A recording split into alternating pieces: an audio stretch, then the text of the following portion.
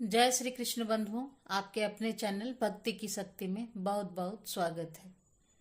सनातन धर्म में पूर्णिमा तिथि का बहुत महत्व है। इस दिन भगवान श्री हरि विष्णु की पूजा करने से, माता लक्ष्मी की आराधना करने से समस्त प्रकार के पाप कर्मों के मुक्ति मिल जाते हैं और समस्त प्रकार की कामनाएं पूर्ण हो जाती है। पूर्णिमा अर्थात मन की समस्त कामनाओं के पूर्ण करने वाली तिथि। तो इन दिन विधि विधान से लक्ष्मी नारायण की आराधना की जाती है, भगवान सत्यनारायण की कथा की जाती है।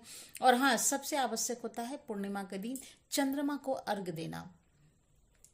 चाहे आप व्रत करें ना करें, पूर्णिमा तिथि को संध्या काल में चंद्रमा के उदित होने पर अगर आप चंद्रमा की पूजा करते हैं और दूध से चंद्रमा को अर्घ्य देते हैं तो आपकी समस्त प्रकार की कामना इसी एक कार्य से पूर्ण हो जाती है।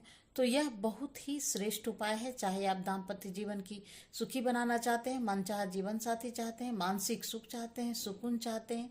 तो दोस्तों, आज की वीडियो में आप जानेंगे कि मार्गशीर्ष माह की पूर्णिमा कब है, पूर्णिमा की तिथि कब प्रारंभ हो रही है, कब समाप्त हो रही है। अगर आप पूर्णिमा का व्रत करते हैं तो व्रत आपको कब धारण करना है। और मार्गशीर्ष माह की पूर्णिमा के दिन अन्नपूर्णा जयंती मनाई जाती है। तो अन्नपूर्णा जयंती कब है, सत्यनारायण व्रत कब करना है, और मार्गशीर्ष माह की पूर्णिमा के दिन स्नान करने का, दान करने का, दीप दान करने का शुभ मुहूर्त क्या है, किस प्रकार से व्रत धारण करें, चंद्रोदय का शुभ मुहूर्त क्या है, इस संपूर्ण जानकारी आपको आज की वीडियो में शेयर करूंगी। तो बहुत महत्वपूर्ण है आज की वीडियो, पूरा जरूर देखिएगा। और अगर वीडियो अच्छी लगे तो एक लाइक जरूर कीजिएगा, शेयर करना तो बिल्कुल भी नहीं भूलिएगा। और अब सबसे पहले बात कर लेते हैं पूर्णिमा तिथि प्रारंभ कब होगी, तो समाप्त कब होगी, और व्रत हमें कब धारण करना है। देखिए, मार्गशीर्ष माह की पूर्णिमा तिथि का प्रारंभ हो रहा है 4 दिसंबर 2025 की सुबह 8:37 पर, और पूर्णिमा तिथि का समापन हो रहा है 5 दिसंबर की सुबह 4:43 पर। तो ऐसे में 4 दिसंबर 2025 गुरुवार को मार्गशीर्ष माह की पूर्णिमा मनाई जाएगी। अगर आप पूर्णिमा का व्रत करते हैं तो 4 दिसंबर 2025 को पूर्णिमा का व्रत धारण करना है और इसी दिन अन्नपूर्णा जयंती मनाई जाएगी। और जो भक्त सत्यनारायण व्रत धारण करते हैं उन्हें 4 दिसंबर 2025 को भगवान सत्यनारायण की विधि विधान से पूजा करना है, व्रत धारण करना है। और मार्गशीर्ष माह की पूर्णिमा 4 दिसंबर 2025 को अन्नपूर्णा व्रत करते हैं या फिर पूर्णिमा व्रत करते हैं, तो सत्यनारायण व्रत करते हैं तो सारे व्रत इसी दिन किए जाएंगे। और चंद्रोदय का काल का समय है शाम 5 बजे। वैसे चंद्रोदय का काल का समय आपके शहर के मुताबिक कभी कभी 10 मिनट के अंतर पर भी हो सकता है, जैसे कि 5 मिनट पहले चंद्रोदय हो जाए या फिर 5-10 मिनट बाद में। तो जब चंद्रमा उदित होते हैं तब हम कच्चे दूध से उनको अर्घ्य देते हैं। मतलब एक तांबे का या फिर पीतल का पात्र ले लीजिए, उसी पात्र में आपको थोड़ा सा गाय का दूध लेना है, कच्चा दूध, और उसमें आप थोड़ा सा जल भी मिला सकते हैं यदि पूरी दूध आपको नहीं मिल पा रही है तो। अब उसमें थोड़ा सा जल मिला लीजिए। आप चाहे तो सिर्फ कच्चे दूध का भी अर्घ दे सकते हैं, बिना जल मिलाए। फिर जैसे भी सुविधा हो, अर्घ देते समय आपको दूध में थोड़ा सा चीनी डालना है, चीनी या शक्कर या फिर मिश्री जो भी आपके पास उपलब्ध हो, पुष्प डालना है और थोड़ा सा अक्षत डालना है। चावल के अखंडित दाने और चंद्रमा के दर्शन करते हुए ओम सोम सोमाय नमः, ओम चंद्रमाय नमः, इस प्रकार से अर्घ देने का मंत्र है।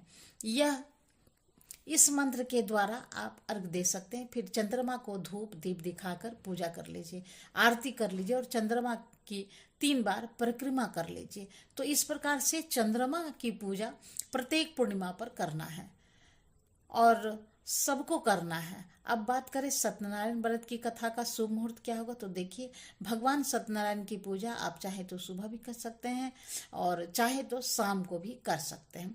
ठीक है, मतलब जो भी समय आपके अनुकूल हो उस समय में आप सत्यनारायण भगवान की कथा कर सकते हैं, पूजा कर सकते हैं। एक और चीज आपको ध्यान रखना है, आज के दिन आपको विशेष रूप से खीर की सामग्री का दान करना है। आप चाहें तो खीर बनाकर भी दान कर सकते हैं, किसी ब्राह्मण को घर बुलाकर उन्हें भोजन करवा सकते हैं, या फिर आप खीर की सामग्री जैसे कि चावल, चीनी और दूध, दक्षिणा के लिए कुछ पैसे अपनी इच्छा के अनुसार या किसी ब्राह्मण को या फिर किसी पुजारी को किसी धर्म स्थान में आप दे सकते हैं। आज के दिन खीर की सामग्री का दान करने से माता लक्ष्मी और लक्ष्मी की विशेष कृपा आपको प्राप्त होती है। तो प्रत्येक पूर्णिमा पर आपको इन 3 चीजों का दान करना जरूरी है, चावल, चीनी और दूध। कितनी मात्रा में दान करना है ये पूरी तरह से आपको अपनी इच्छा पर, अपनी क्षमता पर निर्भर करता है। चाहे 1 कटोरी खीर दान दीजिए, परंतु दान अवश्य कीजिए। मार्गशीर्ष माह की पूर्णिमा पर प्रातः काल जल्दी उठना चाहिए। उठकर नित्य कर्मों से निवृत्त हो जाइए, स्नान कर लीजिए और स्वच्छ वस्त्र धारण कर लीजिए। फिर विधि विधान से भगवान श्री हरि विष्णु की, लक्ष्मी नारायण की पूजा कीजिए और भगवान सूर्यदेव को जल जरूर देना है। पूर्णिमा के दिन भगवान सत्यनारायण की कथा करते समय पंजीरी का भोग लगाना चाहिए। पंजीरी मतलब आटा या फिर सूजी भून लीजिए घी में और उसी को आपको थोड़ा सा चीनी मिलाकर, शक्कर मिलाना है और उसे भगवान को अर्पित करना है।